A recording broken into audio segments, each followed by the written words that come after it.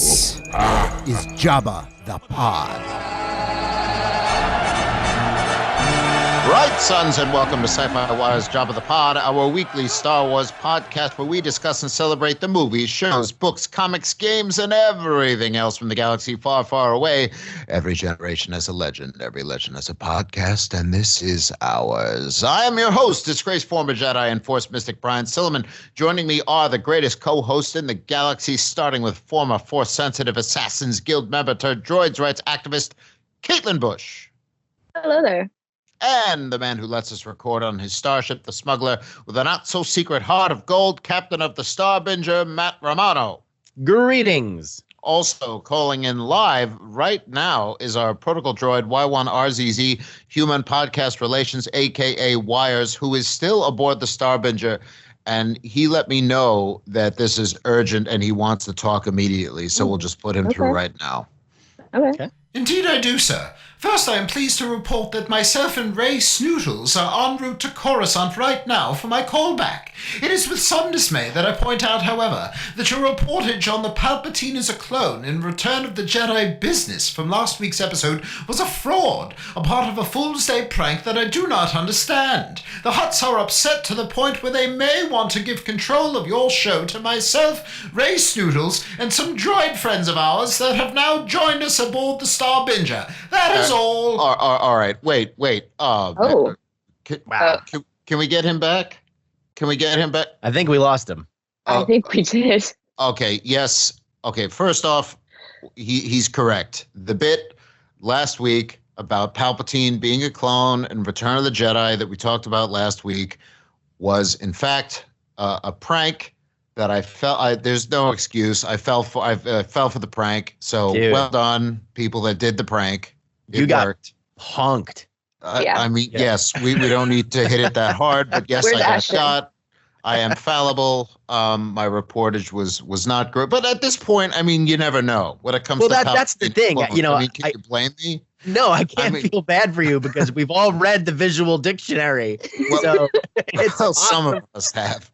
The funny thing is when I went into it, your reaction, Matt, when I listened to the show again, it was like, how many books does a movie need? And it's like, the thing is, it's like, this is about Return of the Jedi. It wasn't even about Rise of Skywalker. It's just more. It's just like it's more. But the thing is, that's not true. There is no more.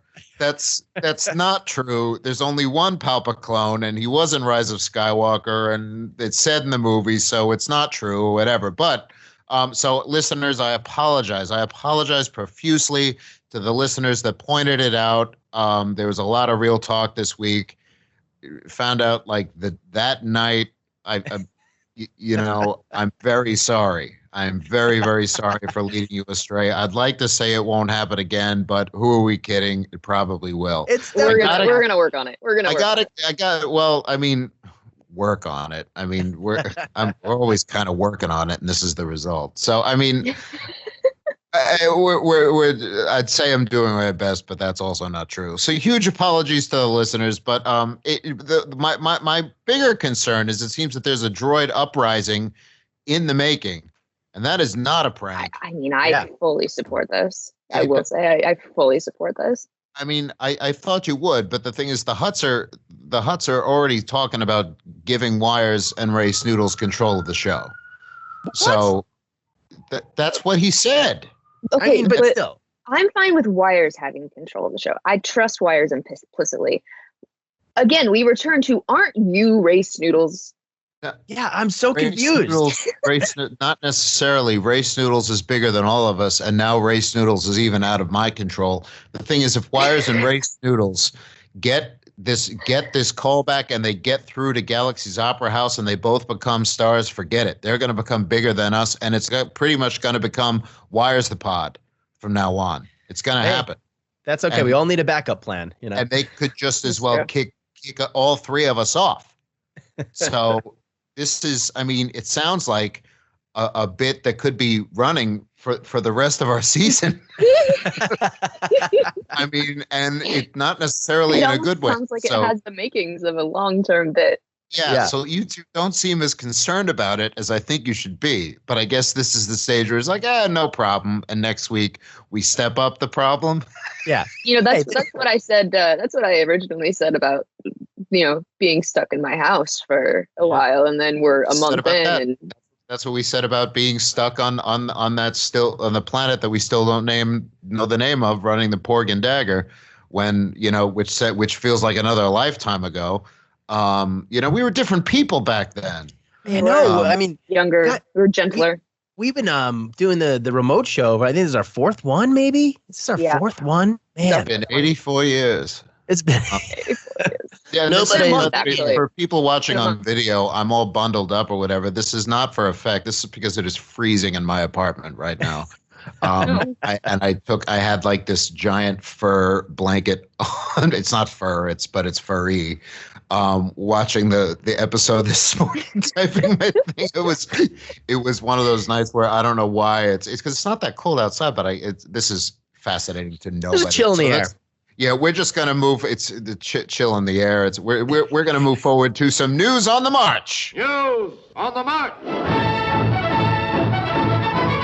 That'll get us going. Now, there we go. Yep. There's not. Now this week is not big has not been big on Star Wars news. It has been big in every other kind of news. Every other kind of news. So really? That's not a surprise. But we'll lead with this because this is exciting. Maybe if you like soundtracks, the soundtrack to the second arc of Star Wars: The Clone Wars Season 7 is out right now. It was out last night at midnight. On iTunes and I assume everywhere else. And there will be one more for the final arc. So there'll be 3 soundtracks in total, including not including the one little snippet of the Bad Batch theme that we got, which is also in the Bad Batch soundtrack. So it's pretty cool. There's all the new themes with the Martez sisters and everything from this arc, the new spins on old classics like Kevin Kiner's Ahsoka's theme and so forth. All of those are on here. So that's available right now. So that was fun. And I like that it was available right at midnight. I checked just to be. I was going to say, did you check at midnight? I checked it. Well, I check at 12:01. Oh for my God. new soundtrack day. Usually they're not front and center. Usually you have to look for them, but they are. They're right front and center, and that was the. I do love that you were doing like part of your job at like midnight on a Thursday. You know what I was doing at midnight? What? I was watching Criminal Minds. That's what I was doing. Well, I did pause the season 3 of The Crown to do this. So okay. So there was something non-Jabba related. It was also after I was done making the upper level of my Animal Crossing island even creepier than it already was. So let's say doing my job involves checking my phone and hitting I'll buy that. Yeah, Martez sister music, awesome. I didn't have Criminal Minds and The Crown on my Jabba the Pod bingo card today. Yeah, well, now it's Jabba the Crown Minds, and see, this is why stuff like this is why we're gonna get replaced. It's the boogie woogie Rey Snootles bugle boy out of control. Anyway, well, we are recording on Friday, April 10th, 2020, and that means there is a brand new episode of Season 7 of Star Wars: The Clone Wars. Sir, yes, sir. Clone Wars saved, Ahsoka lives. Of course, we're going to celebrate and discuss the Kark and Criff out of this episode. Now, there will be some new canon coming at us, and when there is, we'll fire off our trusty cannon. If we have hot takes along the way, we'll sound the hot take alarm. And if anything really blew our minds, then we'll let loose with the seismic mind charge. Now, this episode is brand new, so definitely watch the episode before continuing to listen and or watch this. There is a very specific order. And we have warned you, and we have told you, and you cannot complain at us about spoilers. We can't be blamed for this. For other things, yes, but not for this. But we really don't want you to be spoiled, so we're going to break out our trusty spoiler klaxon. And so sound the spoiler klaxon. That's right. I want to build the baby on the train, and I'm going to. After so much disarray, all of them, after the best scar should be with the spoil. Yes. Okay, that's enough of that. Okay. Yay! And if we're all set, punch it. begun. The Clone War has. The Clone Wars 7.8. April 10th, 2020. The new episode hit Disney Plus early this morning. The title, Together Again. Together again for the first time. Together again. Everybody's together again.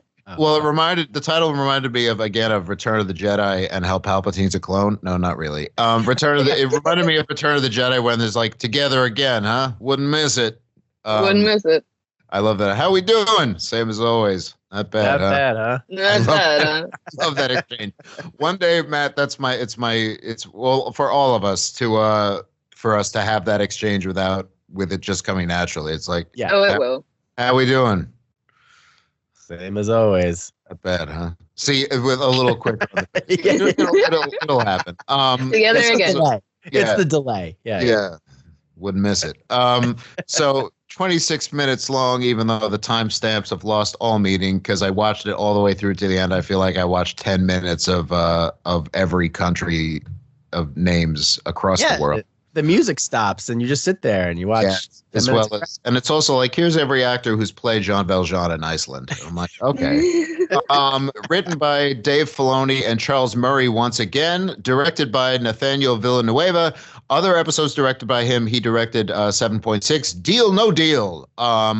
These are the first episodes for the entire series that he's directed. That one and this one.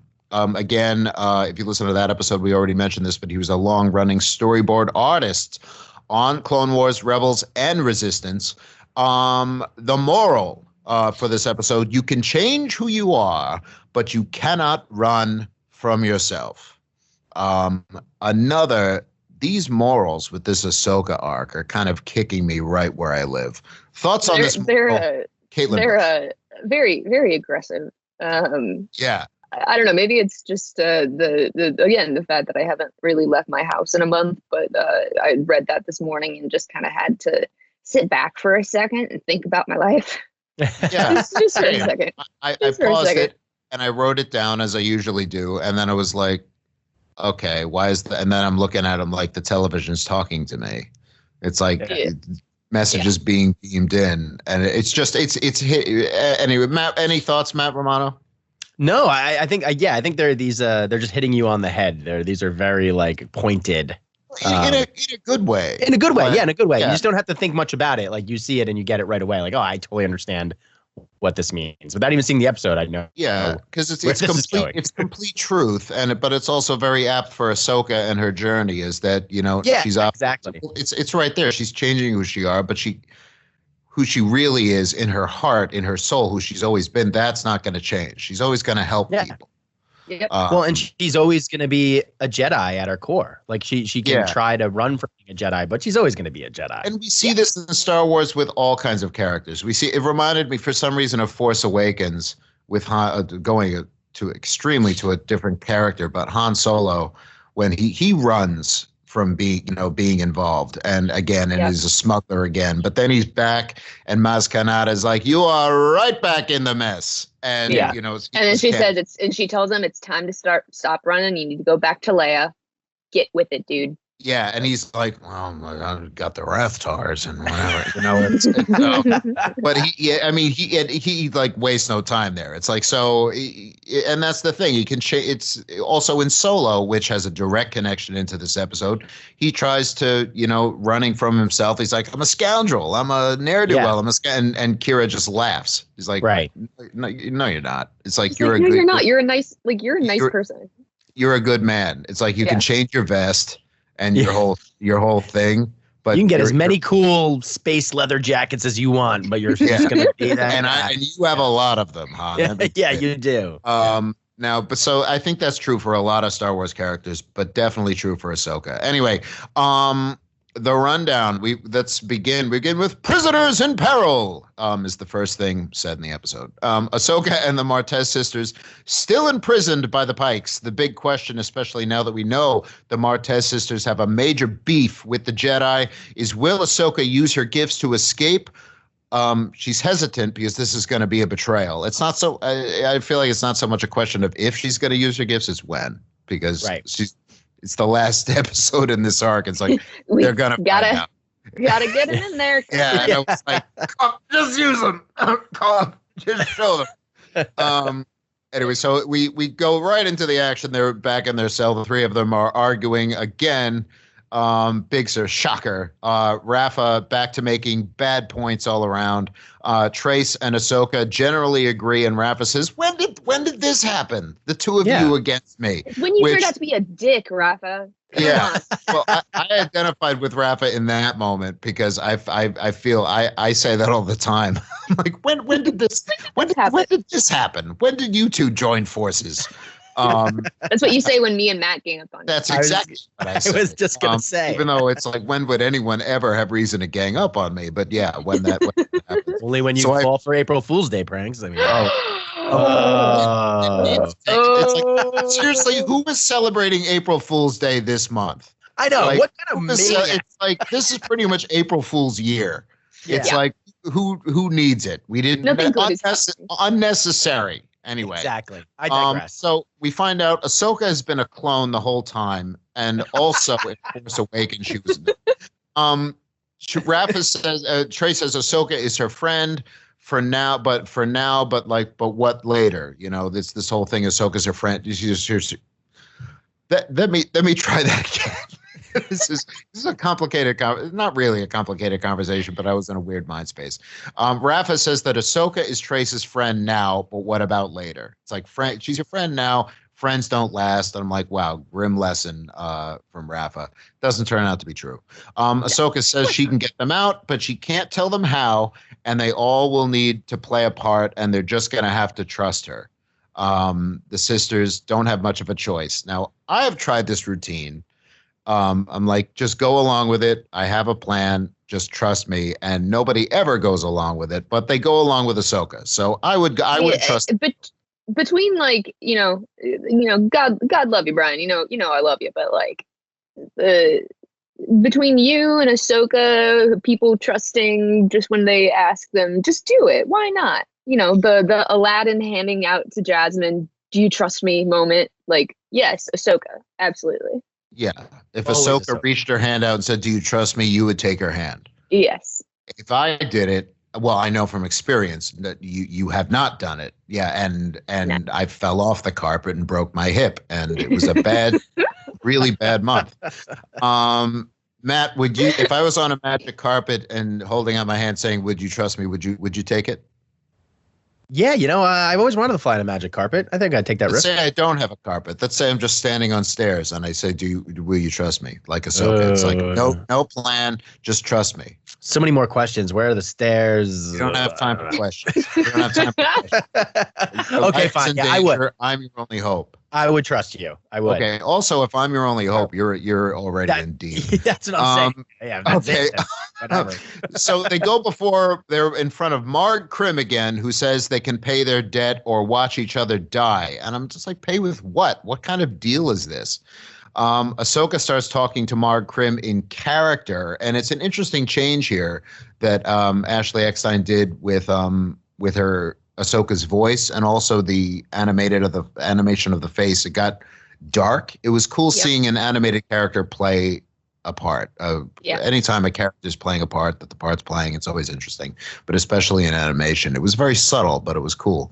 In this gaslighting situation, he's telling Krim to send the sisters off to their secret spot to get the spice, which there is no spice. It was blown out to space episodes ago, and I'm just like screaming this, but no one's listening.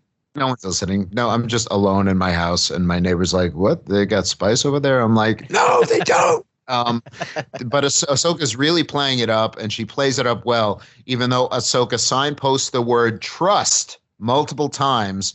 Rafa doesn't catch on that this is a ruse, or does she? I thought, she's not catching on. It turns out Rafa plays it kind of flawlessly here. Marg Krim knows. They leave. He goes along with it. He lets them go. He still has Ahsoka.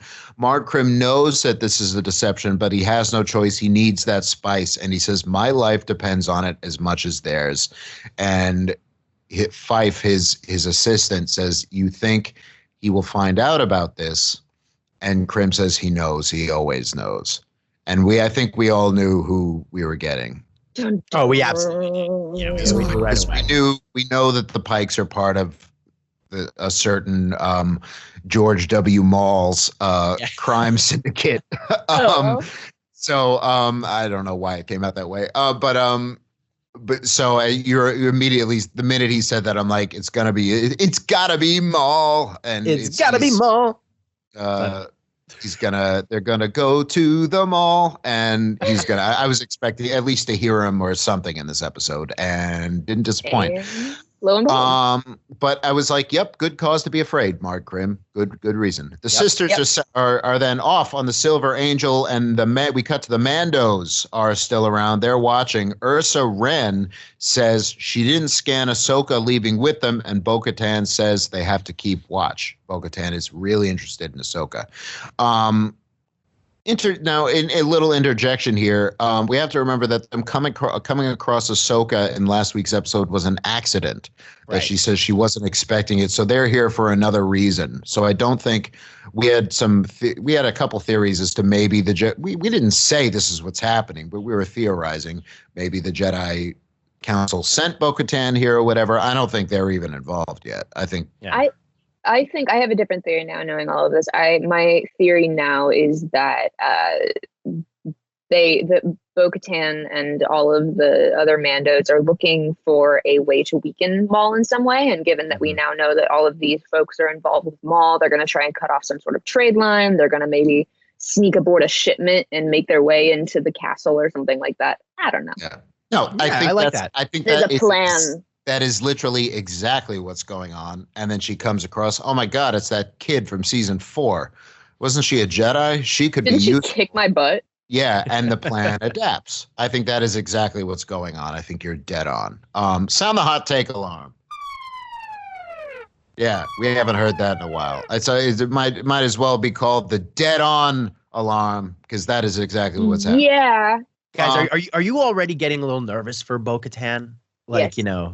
Yeah, right? What, she's gonna die? Yeah. I think she's gonna die. She's in Rebels. No. Oh. Yes. I think they're gonna break the canon on that. You think so? Bo-Katan, actually, it says in the Art of Rise of Skywalker, George Lucas says that the Bo-Katan we see in Rebels is a clone. She's a clone of Palpatine, who is a clone of Bo-Katan, who is a clone of Shmi. Yes. Who's a clone of Poe Dameron. So it's really weird. The audience has to give listeners, you got to give us a break. We're all. Yeah. Have we lost you yet? Did we lose you 10 minutes ago? I bet you we lost you somewhere around Bright Suns. Anyway, Bo-Katan says it's so cool seeing Bo-Katan again, and Katie Sackhoff is so great hearing her. She's awesome. Katie Sackhoff, if you're not listening, but if you are, we'd love to have you on the show. We really would. What do you hear, Starbuck? You get me? Anyway. Also, I think she just got engaged. I saw on Instagram. I think she just got engaged. It was her birthday, and I think she got engaged on her birthday. Congratulations. So, Sackhoff, update. What do you hear, Starbuck? Anyway, she says, what are you up to? And she's forging the Ahsoka Bo-Katan connection, and I love it, and it's amazing, and I love it. That's exactly what I wrote. I love it. I love it. And is amazing, and I love it. That's a direct quote. Get that on a t-shirt. Ahsoka is now locked up alone, and I'm like, good, because now it's like, just do it. And she wastes utterly no time, and she's like, anyone here? Nope. Okay. And breaks free using the Force immediately. Back on Coruscant. Trace doesn't get what Ahsoka did. She knows about their parent. Ahsoka knows about their parents. She knows that they're gone. She has no leverage, so she doesn't understand. There's no reason for them to go back. But Rafa then reveals that she's gotten it. She's like, exactly. She gave herself up for us. So Rafa knows the whole time. Rafa knew and played it along perfectly. And I'm like, that was pretty smooth of Rafa. Yeah. And she says, she gave herself up. She was selfless in that way. And she says, that's rare. You don't see that much. I'm like, that is rare. I'm like, this is setting it up. A Jedi, but the Jedi is they're supposed to be. Yeah. Rafa now wants to go. Yeah, that is Ahsoka. It's like pretty much exactly. It's like the Jedi without the BS. Yeah. So Rafa now wants to go back to help her. Also to help her, but also so she can one-up her, which I think is hilarious. It's like, you want to go back, you want to rescue her, but you also want to, get one up on her a little bit. I can't owe her anything.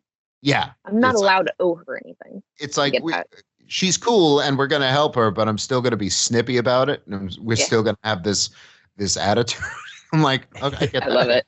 Get that. See, I didn't like Rafa, and then that made me like Rafa. Yeah, it made me identify with Rafa because I'm like that too. It's like, well, I'm going to help you, but I'm going to consistently remind you that I'm helping you and hold it over you for a long time. It's like when you help a friend move. Is it? Except it's close in this enough. case, you're rescuing them from spy stealers. Yeah, exactly. Matt, remember when I helped you move away from the spy stealers? Oh yeah, I mean, it's a big deal. You still owe me for that. I know. Talk about it all the time. Yeah, that's how we got the Starbinger. That's another story for another time. Is it? Okay. Anyway, back to Ahsoka on Obadiah. She hides behind, this is a fun little Easter egg. She hides behind some large canisters that definitely had the Crimson Dawn symbol on them.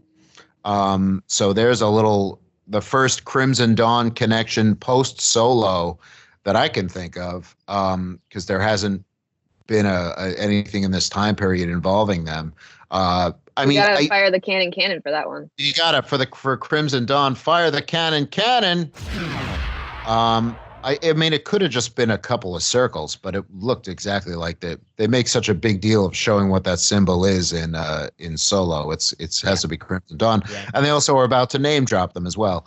Ahsoka picks up some explosives, says, "Since I'm here, I might as well do some good." And I'm like, "Yep, you can't. You're trying to change yourself. You can't stop doing good." And in this case, doing good means blowing up a whole bunch of things up. That's not kind of good right there. Jump in a cockpit and blow something up. The sisters are back on Obadiah now, back and forth to Obadiah. They're going to steal spice from the Pikes to trade it back to them. And I could not. And here's where I thought I was losing my mind. I didn't know if I was hallucinating or the show was actually doing this. They deal with some people, not Pikes, but people who work for the Pikes. And these species are Toong, Toong, from the Ton system. The most famous Toong that we've met in canon is Ben Quadraneros. Yeah. Never seen another Toong. Yeah.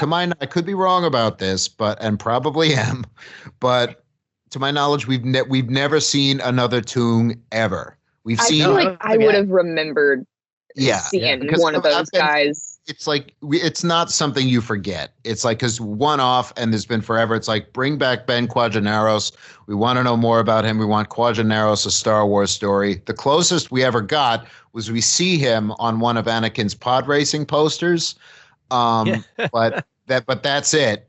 But now we got 3 members of the Toongs, and they're so weird looking. They're so weird. They're all wearing helmets, so we don't see their antennas. Like Quadraneros antennas. They're all still having problems with their power couplings. Anyway, all 3 of them could theoretically be members of the family Quadraneros. We don't find out. But let's also, for people who don't know, this is Quadranero from A Phantom Menace. He's one of the pod racers. Phantom Menace, yeah. Just to be very clear about that. Yeah, this is Ben Quadraneros, and he's. I mean, if you watch Phantom Menace, you'll know him. Yeah, he's the diamond head guy.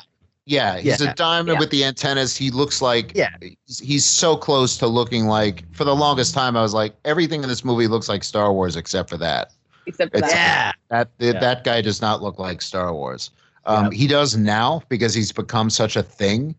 It's like I've forced myself to. I've made fetch happen. You've changed your understanding in my own mind. Anyway, the fact that they brought Toongs into this, and we have some. This is them having some serious fun. This was not just I guess we could use Toongs, because there was no reason that this was Toongs and not just more Pikes. This is a whole new asset that they had to create, animate, or whatever. There was no reason to do this other than fun. So Dave Filoni was like, I just watched Phantom Menace again last night, guys, and I think we need some tunes up in here. You know what? We need some tunes. They are always talking about Quadraneros. Let's just put that in there. He's never doing the show. The kids love Quadraneros. The kids love Ben Quadraneros. Anyway, so for the tunes, fire the cannon. Tunes working on Obadiah and also mind blown. So Rappa hustles the Toongs, something I never thought I'd be saying today. The Toongs are idiots, and it works. The Toong who speaks, only one of the three speaks, and I was like, he sounds like Niku from Resistance. It's because it is. Yeah. It's Josh Brenner. Oh, it is. Yeah. Oh man, it is. It's Josh Brenner, also known from Silicon Valley, who does the voice of Niku on Star Wars Resistance. He's here. Big yep. head. So. Welcome to the Clone Wars, Josh Brenner. In the factory, a Toong works while Ahsoka flips around planting explosives. Marg Krim is on a holo with someone talking about the delay, and it's, in fact, of course, it is Maul on the holo making his holo debut in Season 7. Maul says, "You are but one small piece moving in this mechanism which I have designed." Somebody literally just tweeted, a Padawan tweeted right before we began recording, making sure that this is after the comic Son of Dathomir. It is. Sam Witwer, in our bonus episode with him, confirmed that. So the Shadow Collective is still in place, but it's things are a little different. Maul is answering to a higher authority in this instance. Yeah. So it's he's gotten whipped around, but the events of Son of Dathomir have happened, just to make that clear. So shipments out of Coruscant are being raided. Ahsoka definitely is watching this whole thing. She definitely sees that it is Maul. She hides away because it seems like he sensed her for a minute through the holo. He definitely did. Sensed her, then looked over or something, and I'm like, how much of this room can he see? That's what I was gonna say. Yeah, it had to be the Force because I don't think it works that way. Yeah, it's got to be the Force. But also, I'm trying to think. I don't think Ahsoka's ever met. Ahsoka's never met Maul at this point. I don't think he probably, in my mind, just sensed like another Force user. He sensed something that was a little. He sensed some of the light, maybe. Yeah, because he's definitely met her in Rebels, because we know Siege of Mandalore has happened. By then, he goes, "Oh, Lady Tano." But as in terms of Clone Wars, every time Maul has popped up on Clone Wars, it's been Obi-Wan. Yeah. So he has yet to meet Ahsoka. You'd have to imagine, though, there was some kind of Jedi debriefing, or just they're on a transport and Obi's like, "Hey, I want to hear a story." You got to know who he is. She knows who he is. Like, you want to hear about cut off his legs. I got my butt kicked and almost made out with Ventress after a lightsaber fight. Well, it was back at the end of Season 4. They totally had that story. But Maul then says, "No more delays." And he says, "If there are, I'm sure Crimson Dawn would love the opportunity to take control of your operation." And I'm thinking, so is Crimson Dawn now the official name of the whole collective? Not necessarily, because Crim's man then says he knows how to play members of the Syndicate against each other. So Crimson Dawn may be just a part of Maul's collective and not all of it. So he's got Crimson Dawn. Very large web. The Pikes, at some point between here and Solo, Crimson Dawn and Maul become all of it. Somehow. Maybe that will be revealed. Maybe it won't. We don't know. Anyway, Crimson Dawn, still a thing. Who's happy to have them back? I'm sure everybody. Matt, as a fan as another fellow fan of Solo, you happy to have Crimson Dawn? I was so happy to have it. I feel like I'm having one a week now, but it was a Caitlin squeal moment for me. I was very excited to see it. Stop stealing bits. Okay. I mean, I thought it was very, very cool. No. That's for the war. That's not for the actual show. Okay. Caitlin. Anyway, I was very excited. Very excited. I know you're always texting and tweeting me with all kinds of Crimson Dawn excitement. Were you excited that they're officially back?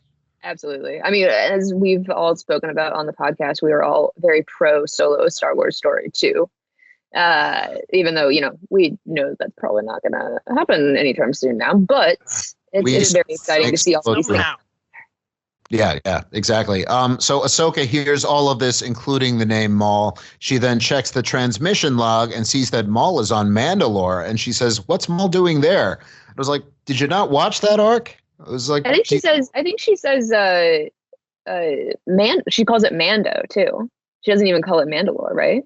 Does she? I thought she does say Mandalore. I thought she said Mando. She says she's surprised that he's on that planet, and I was like, well. Did you not watch the end of season 5? I almost wanted to ask her. Or maybe she knows that he was on Mandalore, but then in Son of Dathomir, technically he spends a little time on Stygian, so maybe she's surprised that he's back on Mandalore. But that was also after she left, and it's not on Jedi briefings anymore. So maybe I'm overthinking it just a little. Just a little bit. Anyway, then she gets caught. She force pushes and leaps to escape, but to no avail. She is revealed now because she uses a force push. Marg Krim knows what she is, and he says the Jedi Council will regret sending you here. And then they stun her. Little does he has not watched the end of season 5 either. Clearly. So now we get a whole lot of tomfoolery. Tomfoolery going on with Rafa and the Toongs. And then the manager shows up, but he's a Trandoshan. So there's a hilarious fight sequence now with Rafa fighting the Trandoshan while Trace just beats the crap out of the Toongs with a pipe. And Rafa it's on multi-levels with the Trandoshan, and the Trandoshan falls to his death. I mean, the Trandoshan's dead. I'm sure one of the Toongs get you don't see blood on the pipe, but Trace may have beaten one of these Toongs to death. Little do you know that their skulls are made of... it's like, well, Ben Quagenero's skull is famously made of jelly, which you can buy now in this day. It's like, she doesn't know this. She doesn't know her Toong physiology. Anyway, they get the spice, they get the Beskar, and they fly off. There's no Beskar. They fly off again. They reappear in front of Marg Krim as he is telling Ahsoka how her execution will repair their reputation. He drops that Ahsoka is a Jedi in front of them, and the shoe finally drops for the Martez sisters. And then Marg Krim has a great line. He says, "How unfortunate that your stupidity is so authentic." I was like, that's a Werner Herzog worthy line. Yeah. It was like, how unfortunate that your stupidity is so authentic. Wow, it does sound like one. Yeah, right? That's true. It's just that sounds like something he says in his shared narrative. Trace asks why she didn't tell them earlier, and I'm like, I wonder if it's because of the whole story about you thinking Jedi were responsible for your parents' death. Maybe it's that.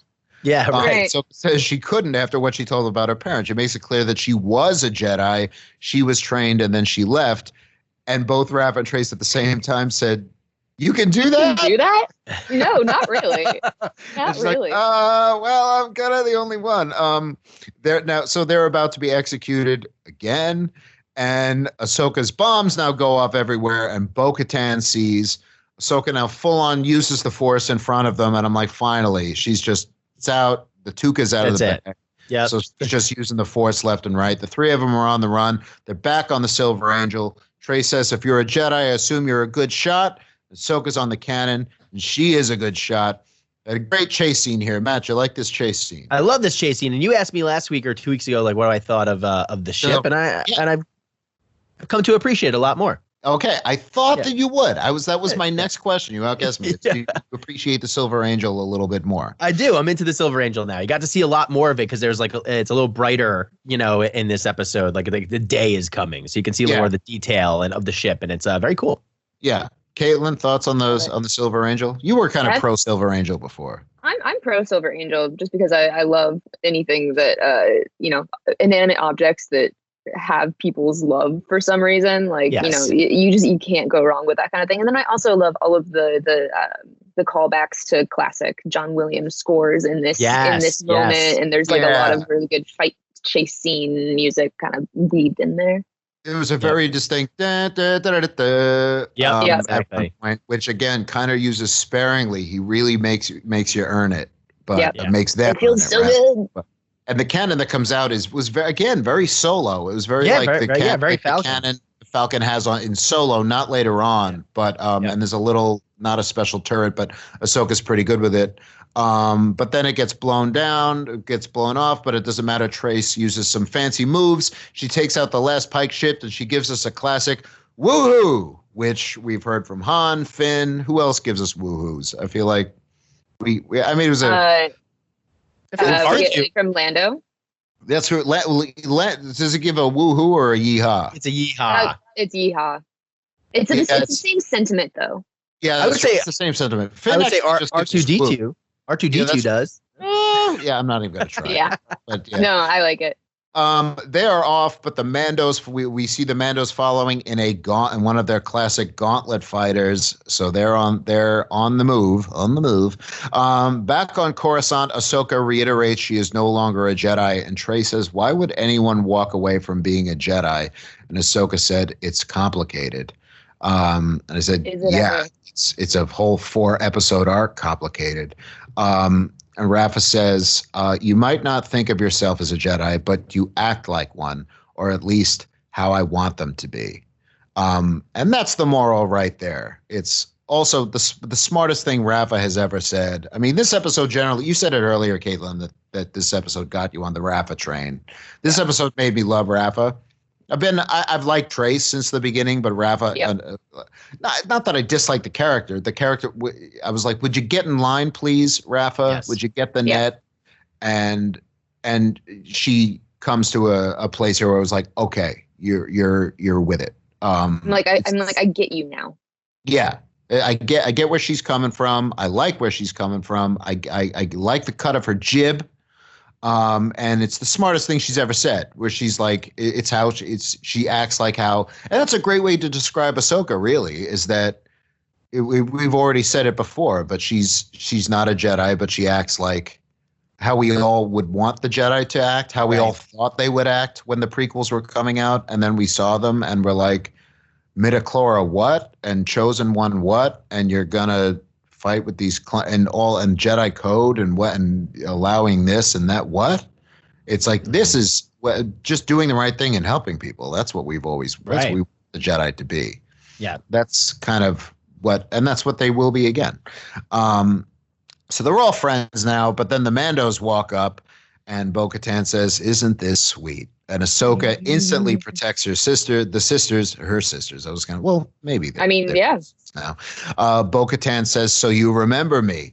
And she takes off her helmet. She's like, "It's been a couple seasons, hasn't it?" It's like, she says, "Don't worry." And it's definitely Bo-Katan. And she says, "Don't worry. Death Watch is gone. And now you and I have a common enemy." And I think it's something Bo-Katan has said before, the enemy of my enemy is my friend. She says it in The Lawless, I believe. And she flashes, and just in case we don't know who she's talking about, she flashes a big old hollow of Maul. Bo-Katan says she needs Ahsoka's help, and she has 5 minutes to decide. The sisters then remind Ahsoka that they also needed help, and Ahsoka just helped them. Ahsoka says, "If I go down this path, I'm afraid where it might lead, because it might lead back to the Jedi." And, she's a mechanic now. She has a whole new life. She has a whole new look. She has a cool jumpsuit. Yeah, it's like, go back to, am I going to have to lose this jumpsuit? Because I don't know. And I'm like, I'm liking the jumpsuit. Comfortable. Me too. Yeah. It's comfortable, functional, Yeah. So of course, Ahsoka though agrees to go, but she's leaving her bike. She doesn't say trash, but she's leaving her bike, which we won't forget that it's named Trash. Yeah. She's leaving it behind with the sisters, which leads me to think that we may not have seen. This may not be the last we see of the Martez sisters. I think they could pop in brief in terms of the final act, because I didn't think we'd see Mandos in this arc, so we could theoretically see Trace and Rafa as part of the fallout later. I just need to see a moment where Ahsoka just hugs them. They reunite for a moment of joy. Yeah, and it's like, here, we fixed your bike, and that's how Ahsoka gets the hell off. I actually, who knows? Who knows? Maybe that's where we leave her. As a hot take, maybe, but maybe that's like where her arc in this Clone Wars ends. Is kind of her just getting her bike back, and then that's where we kind of leave her off. Well, it's weird because the end of the Siege of Mandalore stuff is depicted pretty clearly in E.K. Johnston's book. Mm-hmm. So that is very much canon. So they've kind of hemmed in there. We know exactly how that happens or where she goes right after that. So it's not like, well, I mean, they could find a way around it, I'm sure, but it's just crushing my dreams. Yeah, I'm not even going to sound the hot take alarm because that's not going to happen. But anyway, Ahsoka boards Ahsoka boards the gauntlet ship and it rises up the shaft of 1313 as the sisters look on and ta-da! And so for this being how Ahsoka ended up involved in the Mando action in the Siege of Mandalore, sound the cannon. Not how I thought this arc was going to end, but I'm happy that it did. I thought it would end with the sisters is like, oh, we're all mechanic pals, yay! And then I think if it was just another Clone Wars arc, it would have ended that way. But I think because when we were talking, it reminded me of when Sam Witwer said, it's 50-50 this arc. It's some classic Clone Wars and some new. Do you feel like this is kind of, well, it obviously is bleeding into the new stuff, but do you think, Caitlin, do you think that the original plan for this arc included stuff like this, like the Mando stuff, or when it was just Nix Okami and Ahsoka being, a mechanic, do you think it would have just ended a little more bluntly without the Mando? Oh, yeah. I don't think it would have been as smooth a transition as we see here. That's really what this comes down to, is that it bringing in Bo-Katan and the other Mandos and having them kind of sweep her away just kind of combines these two arcs very smoothly. Because it's something we never see. The arcs are very distinct. We never really see one lead into another one. We see it's like sometimes there's a one-off that will then come back later on, but it's rare for one arc to start setting up the next one 2 episodes in. And then it just kind of becomes like this entire thing, both everything with the Martez sisters and with Mandalore. Everything here is just the Ahsoka arc. Yeah, it's just one giant 8-episode thing, which I wanted to get. I wanted to get to this. We might as well do it now. It's that I've been seeing some, not complaints, but people saying that this whole arc is filler. Has been nothing but filler so far. Can we get to the action, please? And I don't agree. For one thing, I don't agree that it's filler. I mean, the action is coming. The lightsabers and jetpacks are coming. It's like they're coming like very soon. Like patience, it's fine. Yeah, patience. But you can't. And Ashley has actually talked about this she's my best friend. Ashley Eckstein has said in a couple interviews since the one we did with her that she doesn't think it's filler either, that you can't go right from the end of The Wrong Jedi to where we see her in the E.K. Johnston book and then Rebels. Like that is, and not even you fill in, Siege of Mandalore happened in there, blah, blah, blah. But you can't go right from Wrong Jedi to Siege of Mandalore either. Oh. There has to have some emotional catharsis. There has to be some growth. There has to be some complications that, at least in some way, put Ahsoka back on the right path. Yeah. It's because exactly. I'm reading this. I'm remembering is her whole life has been Jedi indoctrination and in the temple since we saw Plo Koon meeting her very, very little is. The Jedi Order and the Temple and all that has been the only life she's ever known. So there has to be like some time in there, like you said, to, figure out what she is and who she is without all that. And it turns out it's not much different, but it's all. She doesn't have a lightsaber. Yeah, it's not yet. It's like, so we're gonna, she's not a Jedi, and she will say later in Rebels, is like, I'm no Jedi, but she's still, she's still herself. She's still the Force for good. So I feel like these are, it would have been very weird without these. And again, I think once seeing these, since it bleeds into the Mandalore stuff so easily, I think it's not gonna feel like filler. I feel like it's gonna feel like a giant epic movie. And I feel like we're gonna. I appreciate it for what it is. Thoughts on that from either of you? Does it feel like filler? Caitlin, I'm getting the feeling it doesn't feel like filler to you. No, of course not. Matt, does it feel like filler to you? Or no? I think we've all seen what a filler episode of Clone Wars looks like. Yeah, you know?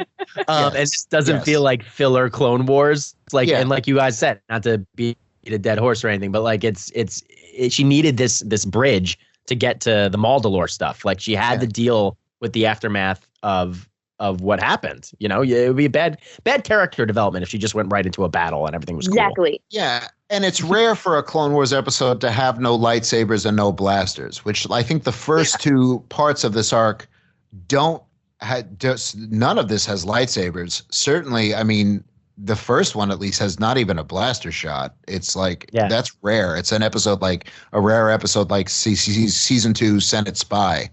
For there to be nothing like that at all. But it's still Star Wars, and there's more to Star Wars than just blasters and lightsabers. Well, I mean, it is that, but but there's episodes like this, which is like, as a Star Wars fan, is so exciting because you want to see those other corners of the galaxy and just like what other people are doing, what other people look like. It doesn't always have to be blasters and lightsabers. Like, it's a big galaxy. Yeah, and I love it. Yeah. Was there another Caitlin Screams moment that we missed, or one that we already covered?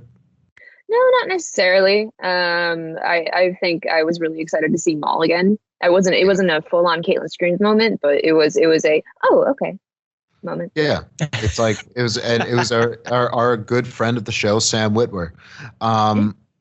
Anyway, sommelier pairing for this episode, I'm going to go with, I was going to say Assassin from season 3, because we haven't talked about that one much. So that's why it's Ahsoka centric, and it's one where she's having Force visions, much like Anakin once did. So that's a good one, but that's not the official pairing. I'm going to go a little crazy and say the Academy from season 3. It's the one where Ahsoka teaches on Mandalore.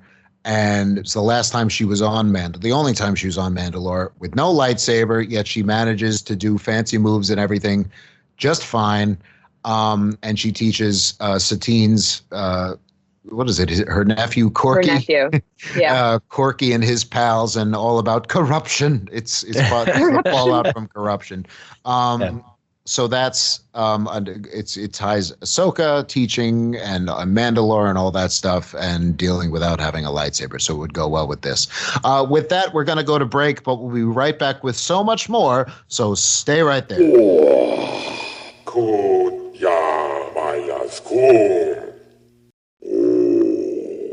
And we're back.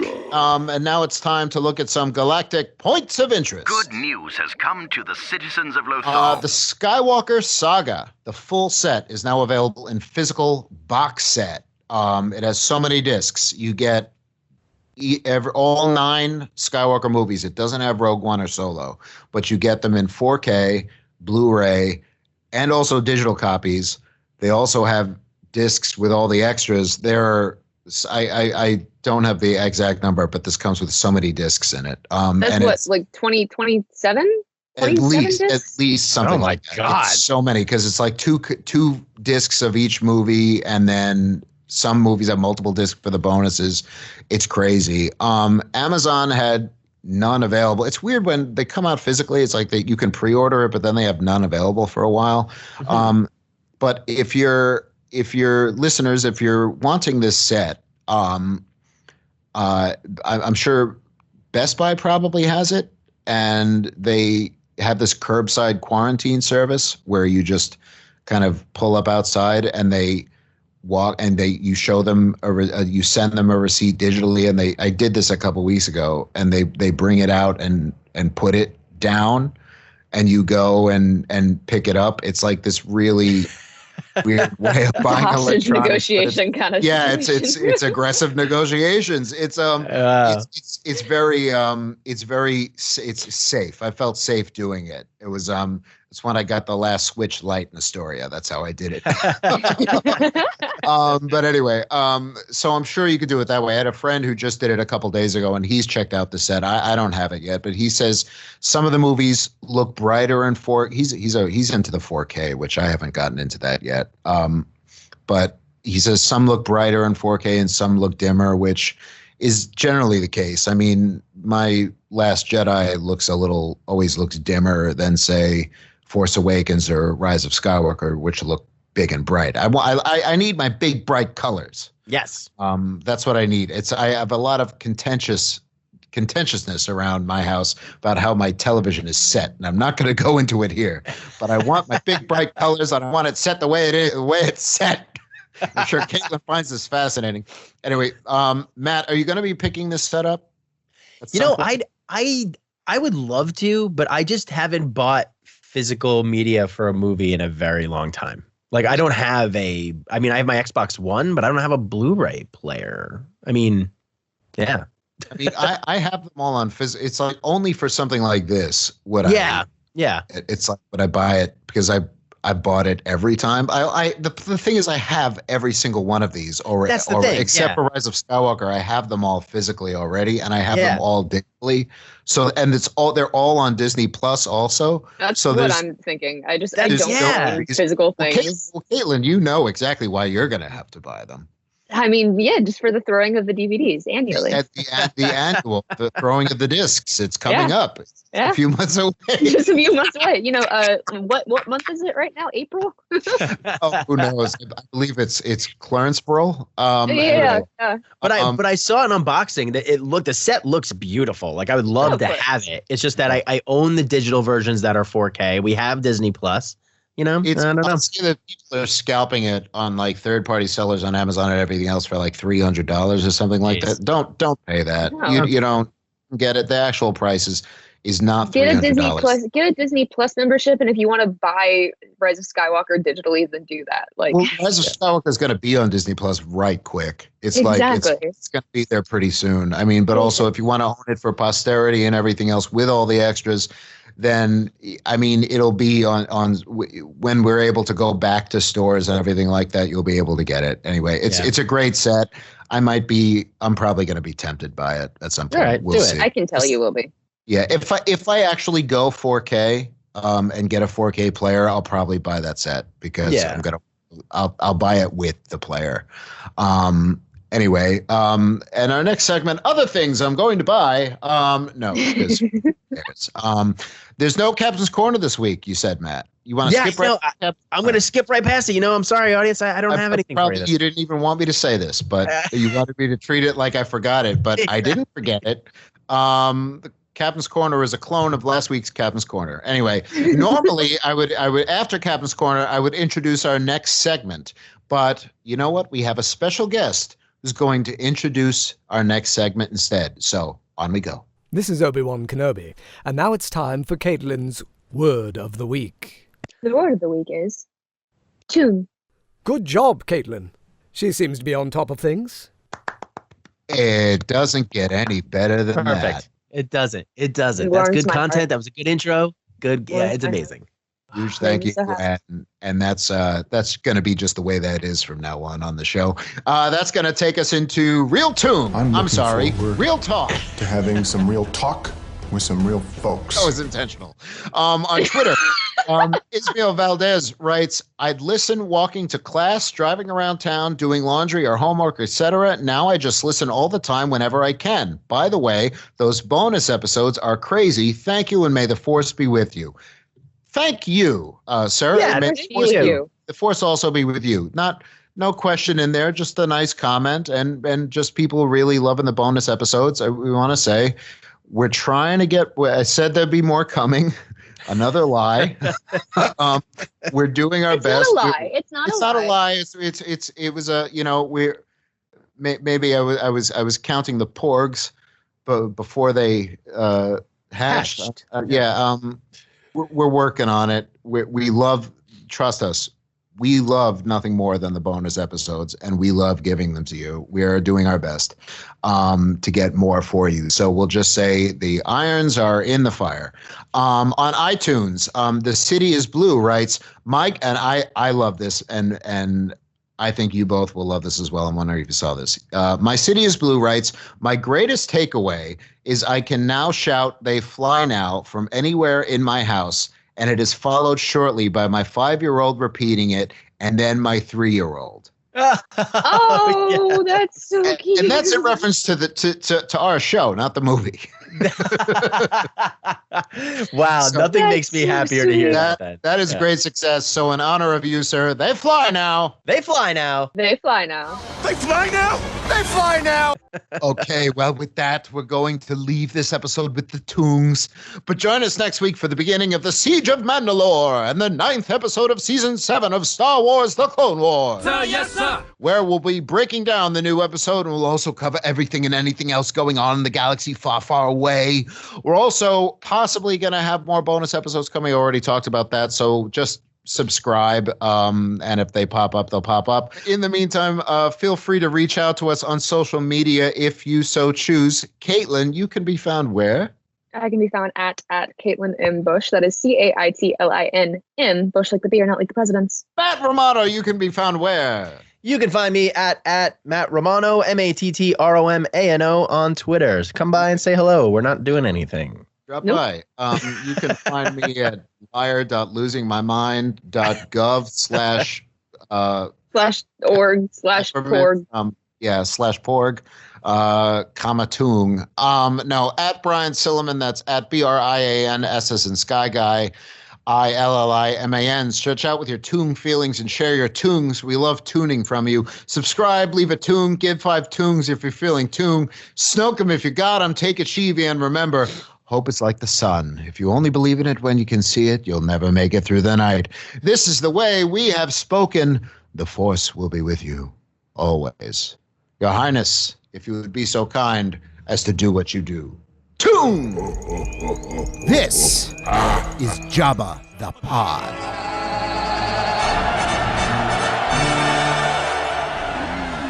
To subscribe, click here. For more videos, click here. Yes, just do it. Beskar.